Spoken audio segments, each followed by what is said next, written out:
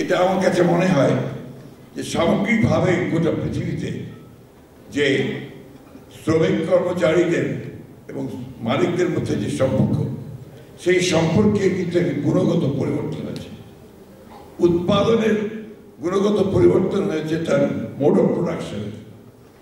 সব মিলিয়ে বিশ্বের যে অর্থনৈতিক ব্যবস্থা, সেই অর্থনৈতিক ব্যবস্থার পরিবর্তনের ফলে আজকের শ্রমিকরা ক্রমশই তাদের গুরুত্ব হারিয়ে ফেলেছে এবং শ্রমিক আন্দোলন কোথায় সেই কারণেই তার গুরুত্ব হারাচ্ছে। দুর্ভাগ্যজনকভাবে বেশিরভাগ ট্রেড ইউনিয়নগুলো এখন রাজনৈতিক দলগুলোর সঙ্গে সম্পৃক্ত হয়ে যায়, যেটা আমি ব্যক্তিগতভাবে মনে করি যেটা শ্রমিকদের আন্দোলনের ক্ষেত্রে খুব একটা লাভজনক হবে বলে আমার কাছে মনে হয় না।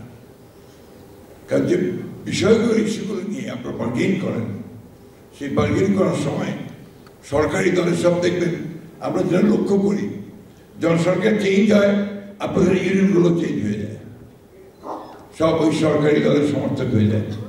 আবার যখন আপনার আরেকটা পরিবর্তন হয় আবার সবাই পরিবর্তন হয়ে যায়। যেমন আমাদের শ্রমিক দল যেহেতু জাতীয়তাবাদী শ্রমিক দল নাম দিয়ে তারা আন্দোলন করছেন এবং দীর্ঘ আন্দোলন করেছেন এই সময়গুলোতে, সেটা গণতন্ত্রের পুনরুদ্ধারের আন্দোলন। শ্রমিক শ্রেণীর তারা কথাটা ভালো বলিনি আপনাদের জন্য, শ্রমিক শ্রেণীর স্বার্থের জন্য আন্দোলন কিন্তু আমি এই সময়টাতে খুব কম দেখেছি। যে কারণে আমার কাছে মনে হয় যে এইখানে একটা মৌলিক একটা চিন্তা ভাবনা করা দরকার যে শ্রমিক ইউনিয়নগুলোকে, ট্রেড ইউনিয়নগুলোকে কি করে আরো বেশি শ্রমিকদের ইন্ডাস্ট্রি এবং অর্থনীতি যে কাজে লাগানো কিভাবে যায়, তার গুণগত পরিবর্তনটা কিভাবে করানো যায়।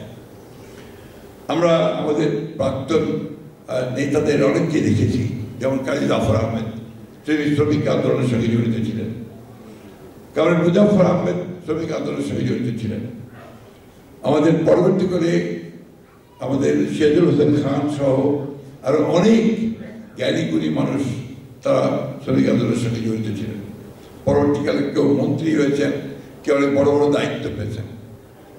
আমাদের পুরনো যারা ছিলেন কাশেম ভাই, জাফর ভাই, ইস্কেন্দার ভাই, আমাদের নজরুল ইসলাম খান, আমরা তাদেরকে নিয়ে গর্ব করতে পারি যে তারা একদিকে শ্রমিক শ্রেণীর জন্য যে আন্দোলন করে তার দাবিগুলো আদায় করেছেন, অন্যদিকে তারা জাতীয় রাজনীতিতে গুরুত্বপূর্ণ ভূমিকা রেখেছেন।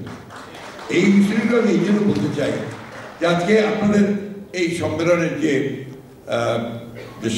সাজিয়েছেন আপনারা, এখানে আমি দেখলাম যে আপনারা শুধু আমাদের বক্তব্য এইসব বক্তব্যের দিকে গুরুত্বটা বেশি দিয়েছেন। আমি এইসব আন্দোলন সম্মেলনকে আমি মনে করি যে ধারণা করি এগুলো অন্তত সারাদিন ব্যাপী আলোচনা হওয়া উচিত। শ্রমিকদের দাবিগুলো নিয়ে, তাদের ন্যায্য দাবিগুলো নিয়ে, এবং একই সঙ্গে সংগঠনকে কি করে আরো বেশি আন্দোলনমুখী করা যাবে এবং জনকল্যাণে লাগানো যায় সেই জন্য কিন্তু আলোচনা হয় না। অর্থাৎ পলিটিক্যাল ডিসকাশনস কিন্তু আপনাদের এখন খুব কম হচ্ছে। এই জিনিসগুলোর দিকে আপনাদের জোর দেওয়া উচিত বলে আমি মনে করি। আপনারা অনেকে হয়তো আমার বক্তব্যে খুশি হবেন না, কিন্তু আমি কথাগুলো বলছি আমার অভিজ্ঞতা থেকে। আপনাদের পানি উন্নয়ন বোর্ডের এই জাতীয়তাবাদী শ্রমিক দলের সঙ্গে আমার সম্পর্ক দীর্ঘকালের। আমি যখন আমার প্রথম রাজনৈতিক জীবন শুরু করি তখন এই কাশিম ভাইয়ের সঙ্গে আমার পরিচয়। আমার এলাকাতে আমি পানি উন্নয়ন বোর্ডের শ্রমিকদের নিয়ে অনেক আন্দোলনের নেতৃত্ব দিয়েছি, কারণ আমরা তখন এরশাদের সময় জাতীয় পার্টি সরকারের সময় আমরা ওই আমার এলাকাতে যেহেতু পানির সমস্যা ছিল এবং পানি উন্নয়ন বোর্ড জড়িত ছিল, আমাদেরকে সেই আন্দোলনের সঙ্গে সম্পৃক্ত হতে হয়েছে, আমরা কাজ করেছি। তবে পানি উন্নয়ন বোর্ডের সঙ্গে আমারও একটা আপনার কিছুটা বলা যাবে যে হোস্টাইল সম্পর্ক ছিল সেই সময়, কারণ আমার ঠাকুরগাঁতে পানি উন্নয়ন বোর্ডের একটা গভীর নলকূপ প্রকল্প ছিল। সেই প্রকল্পটিকে আমরা পানি উন্নয়ন বোর্ড থেকে নিয়ে এগ্রিকালচার মিনিস্ট্রির বরেন্দ্র বহুমুখী প্রকল্পতে দিয়েছিলাম। সেই সময় আমার নেতারা আমার উপরে অনেক অসন্তুষ্ট হয়েছিলেন, কিন্তু ওইটা এখন কিন্তু অন্তত ভালোভাবে চলছে, ওই প্রকল্প চলছে। আপনাদের অনেকগুলো প্রকল্প আছে। আমি কিছুক্ষণ আগে কথা বলছিলাম জিকে প্রজেক্ট, যেটা গঙ্গা কপোতাক্ষ জি প্রজেক্ট, আপনাদের তিস্তা প্রজেক্ট, এবং আমি এখন যেটা আমার কাছে মনে হয় যে সবচেয়ে বেশি যে জিনিসটা প্রয়োজন, যে আমাদেরকে পানি সংরক্ষণ করা প্রয়োজন। পানি কমে যাচ্ছে, সে সঙ্গে পানির দুষ্প্রাপ্যতা দেখা যাচ্ছে, আর ডিপ টিউবওয়েল ইউজ করে আমরা ভূগর্ভস্থ পানি ব্যবহার করছি। কিন্তু পানি যদি আমরা সংরক্ষণ করতে পারি, তাহলে কিন্তু আমরা সেই পানিকে প্রয়োজনে ব্যবহার করে আমরা কৃষকদের যে প্রয়োজন, কৃষির যে প্রয়োজন, সেই কৃষির প্রয়োজনটা মেটাতে পারি।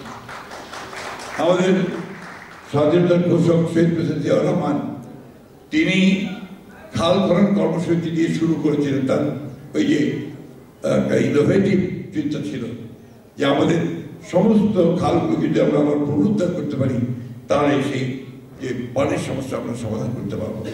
এটাকে পানি উন্নয়ন বোর্ড কিন্তু আগামীতে তাদের বিভিন্ন প্রজেক্ট হিসেবে প্রকল্প নিয়ে আসতে পারে, যেটা অবশ্যই আমাদের সার্বিক অর্থনীতিতে একটা ইতিবাচক ভূমিকা রাখতে সক্ষম হবে।